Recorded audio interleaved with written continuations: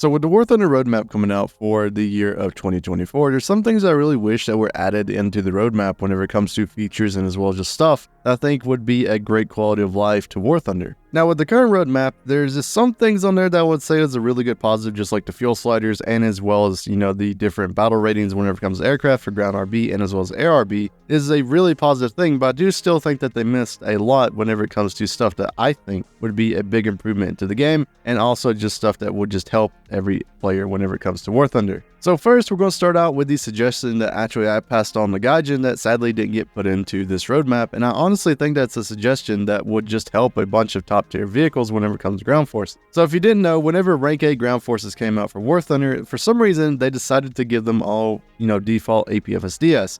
Some nations already have this, like Britain and as well as Sweden, but there's many vehicles within rank 7 which are going to have to see these rank A vehicles which are still stuck with heat FS. And if you don't know, with a bunch of equipment on these tanks like ERA and active protection systems and all that sort of stuff, heat munitions do not really do that well against these sort of vehicles. So honestly, to me at least, I think rank 7 and as well as rank 8 should have stock APFSDS. And let's just say that's a vehicle that's a super low BR like 9.3 or something. Maybe it can still keep its, stock heat FS for, just a little bit. But every vehicle should have a tier 1 APFSDS at least, where you can get it very quickly. But once again, I really don't understand the justification of saying that, well, rank 8 vehicles need stock APFSDS whenever you have vehicles at rank 7, they're 11.3, that still have stock heat FS. And you said the reason behind, rank 8 getting it is because these vehicles are pretty much immune to, heat munitions, which, is kind of true. But also at the same time, many of these rank 7 vehicles are also having to face these rank 8 vehicles because in War Thunder, rank does not matter unless it's because of the grind. So at the end of the day, stock APFSDS for at least rank 7, in my opinion, will be a huge positive towards the game. So this next issue that I think War Thunder needs to address is an issue that I really don't know how to fix. Like, it is honestly an issue that needs to be fixed, but the solutions that at least I have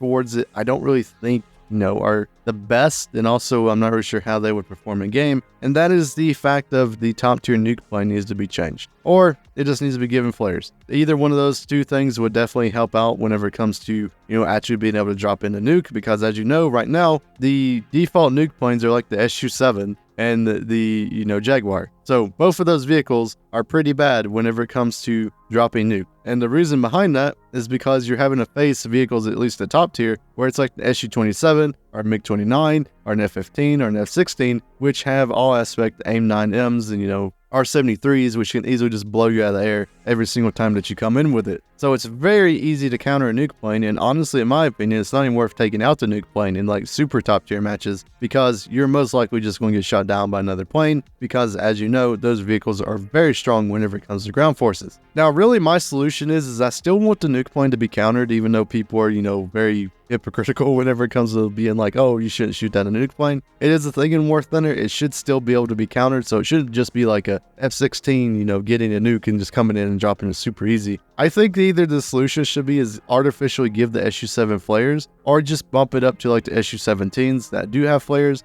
Same thing with the Jaguars, kind of move them around to whatever vehicle is appropriate for the nations and to just kind of improve it. I don't really think that they should just add like an F-16 with a nuke or an F-15 with a nuke, because then you come into the territory of, well, it's just so easy to drop now because you have so many countermeasures. You have so much things to help you out whenever it comes to doing that. The thruster weight's very, very quick, and also it just wouldn't have much counterplate to it. So honestly, either just give the existing nuke planes flares, even if they didn't have them in real life, or give just a slightly better plane that does have access to flares and also countermeasures to where these nuke planes can actually come into the battlefield. So the next thing that I would like to have addressed is sound. So if you've played War Thunder probably within the last couple of years, you've definitely realized that they change sound a lot. If you play with American vehicles and you have a 50 cal, the 50 cal at least has changed, I don't know, probably like 10 times since the last 2 years in some sort of fashion. And it's something that I think's a hit or miss thing. Sometimes the sound changes are good, and sometimes they mess them up really, really bad. And honestly, what I would prefer is a system to where we can either vote on different sound changes, or you're able to select a sound mix that they currently have.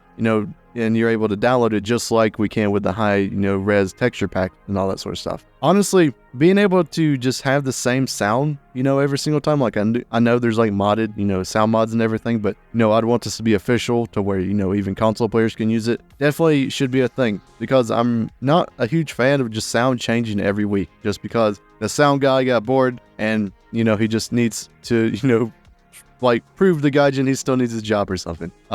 It's definitely one of those things that I think needs to be hit on the head, because I like disagree with a lot of sound changes they made. Sometimes they make them really worse to where, planes are super loud, or, stuff whenever it comes to, naval super loud. Like another thing I'd really like to be added is something like a slider, or not like a slider, but like a preset for each game mode of sound settings. So you're able to have like for ground forces of where engines are super loud, but then whenever you go to, air forces, your engines aren't as loud because, you definitely don't need to just hear afterburners over time. And also within naval, the gun sounds are super loud. So definitely would love to just see some changes whenever it comes to sounds, preset, for different game modes would be really cool. And then also just the ability to go back to different sound, mixes, or, have different options whenever it comes to the sound settings in general, I think would be a pretty cool thing. So the next thing that I really wish that they would do is they would give auxiliary vehicles, for example, like SPAA, a decrease in, RP whenever it comes to grinding them out. Because if you didn't know right now, even whenever it comes to top tier SPAA, some of them are the same RP cost as a MBT. As the flak rad right here,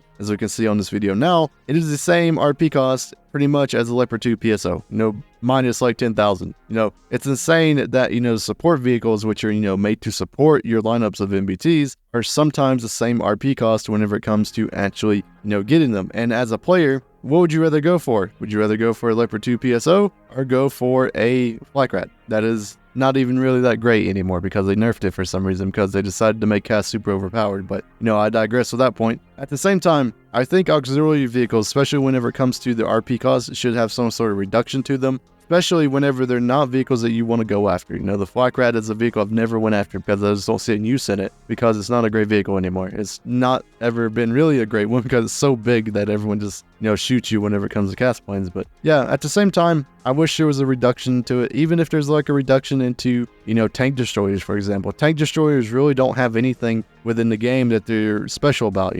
Light tanks are able to scout, medium tanks are able to call in artillery and all that sort of stuff. Heavy tanks are able to be a heavy tank, all that sort of stuff. But tank destroyers really don't have a thing, like niche that they like within the game. And if their RP reduction was a thing, definitely would be a cool little niche for them. They have less RP that you actually have to grind out for them to get them combat effective, or maybe even like their rounds. Their rounds are, decreased in RP, so they're actually able to use them very effectively. But yeah, definitely something needs to happen whenever it comes to that, because once again, auxiliary units or like secondary units are really, really crucial to the game, like SPA.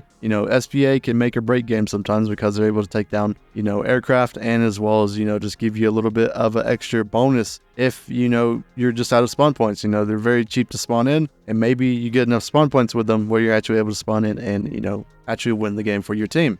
So the last thing that I would really love to see added to War Thunder is a system to where you're actually able to congratulate other players whenever it comes to, their actions within the battle. So for example, let's just say that you're playing RB, it's like a 2v2 and your teammate's covering you really well. He's going for your energy traps that you set up for him, and he's just overall a really good teammate. I wish you were able to go to their profile and like give them a little award or something like that. And maybe if they get like so many, they're able to get like a small little booster, like a 10% booster or something that they can activate just because they're, a really good player. Now, at the same time, I do understand this could be abused, especially if you're like a CC. Like I could just be like, guys, hey, I need some, free RP. Please just give me commendations for like nothing. But at the same time, I feel like it's a really cool thing, being able to, give back to people who are, really good teammates, even if it's like something simple, like, maybe it's just like a decal or something like that you're able to get from just getting so many people to, think that you're a really good person whenever it comes to, War Thunder. Now, also at the same time, I do feel like it could be a double-edged sword. Once again, people just,